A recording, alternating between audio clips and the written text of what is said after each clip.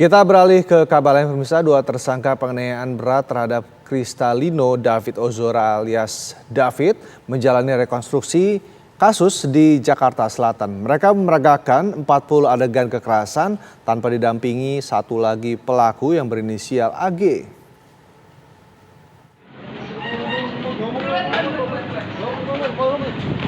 Tatapan tajam Mario Dendi Satrio, salah satu tersangka penganiayaan terhadap David, terlihat saat ia digiring petugas keluar dari rutan Ditreskrim Polda Metro Jaya. Entah kepada siapa tatapan mata tajam itu dilayangkan Dendi. Yang jelas hari ini dia dan Shane Lucas harus memeragakan 40 adegan penganiayaan terhadap David yang saat ini masih terbaring koma. Terlihat mobil yang dikendarai Dendi saat kasus terjadi, Jeep Rubicon, dibawa polisi ke lokasi kejadian. Mobil yang kemudian membuka aib di Direktorat Pajak tersebut terlihat masih dilabeli polisi sebagai barang bukti.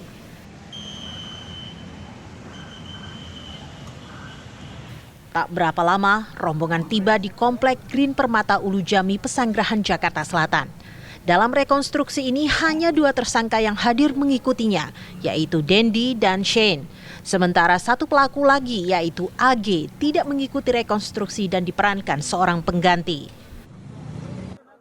Rekonstruksi pun berjalan di bawah gerimis. Awal mula 37 adegan yang dipersiapkan polisi, kemudian berkembang menjadi 40 adegan berdasarkan pemeriksaan yang dipadukan dengan hasil forensik digital. Pada adegan selanjutnya terlihat Dendi, Shane, dan pelaku AG yang diperagakan pengganti. Dalam reka ulang ini ketiganya berjalan untuk menjemput David di salah satu rumah. AG lalu memberitahu korban melalui percakapan WhatsApp bahwa ia sudah berada di lokasi untuk memberikan kartu pelajar David. Mereka bertiga lalu menuju rumah saksi di mana David saat itu berada. Setelah bertemu korban, ketiga pelaku mengajak David menuju belakang mobil Rubicon Dendi.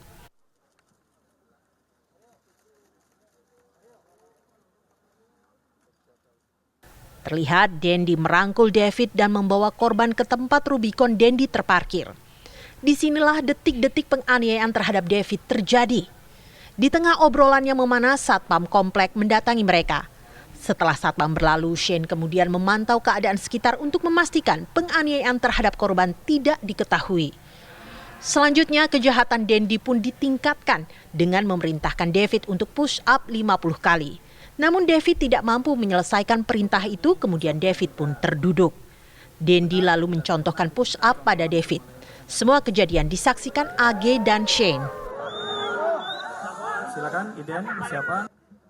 AG lalu masuk ke dalam mobil tanpa menutup pintu, sementara David kembali melakukan push up dengan posisi tangan mengepal. Namun David hanya melakukannya 3 kali, dan saat terduduk, Dendi lalu memerintahkan David bersikap tobat yang dicontohkan oleh Shane.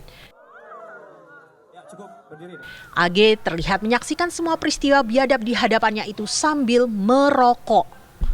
Beberapa saat kemudian kekejian pun terjadi dari geng Dendi ini. Dendi menendang kepala David menggunakan ancang-ancang tendangan kuat. Tendangan berulang kali terjadi lalu Dendi ancang-ancang melakukan tendangan terakhir kali. Sambil berlari, pada realnya dia sambil berlari. Menggunakan kaki kanan. Dendi mengakhirinya dengan selebrasi ala Cristiano Ronaldo dan memukul kepala korban dengan tangan kanan. Penganiayaan berakhir setelah suami istri yang menjadi saksi kejadian ini menemukan David lalu melarikannya ke rumah sakit. Dari persesuaian beberapa alat bukti ini, kita bisa menemukan peranan dari masing-masing tersangka yang ada di TKP tersebut. Ya. Sebagai contoh, misalnya yang tidak ada di rekaman HP, ternyata ini tercover dari CCTV yang ada. Kita lihat mungkin dari video, itu ada adegan yang terpotong. Tetapi dari CCTV bisa tercover. Kemudian dikuatkan dari keterangan tersangka maupun saksi. Walaupun yang tadinya mungkin dari keterangan tersangka itu tidak sesuai dengan faktanya, begitu pada saat pemeriksaan kita padukan dengan digital forensik, hasil digital forensik, baik dari WA chat, ya, chat WA, ya, kemudian dari video, kemudian video ini kita besarkan apa kata-katanya itu muncul semua itu. free kick dan lain sebagainya. Saya tidak takut anak orang mati dan lain sebagainya itu muncul. Kemudian dari CCTV tercover semuanya yang tidak ada di video tercover, dikuatkan dengan keterangan saksi. Jadi dalam arti di sini tersangka juga tidak bisa bohong lagi karena itu ada di CCTV dan lain sebagainya. Rekonstruksi ini juga disaksikan kuasa hukum David. Rekonstruksi baru berakhir sore tadi dikarenakan hujan deras yang sempat terjadi di wilayah Jakarta. Tim TV One mengabarkan. Sementara itu korban penganiayaan anak ex Dijen Pajak, Pak David Ozora mulai terlihat kemajuannya. Meski belum sepenuhnya sadarkan diri, David sudah dapat membuka mata dan merespon suara. Menurut pihak keluarga David, tim forensik melakukan table tilting, yakni memposisikan kasur dengan posisi duduk untuk membantu proses pengembalian kesadaran. David juga diperdengarkan alunan musik dan sholawat untuk meningkatkan kesadarannya. David Ozora masih belum sepenuhnya sadar namun telah melewati fase kritis.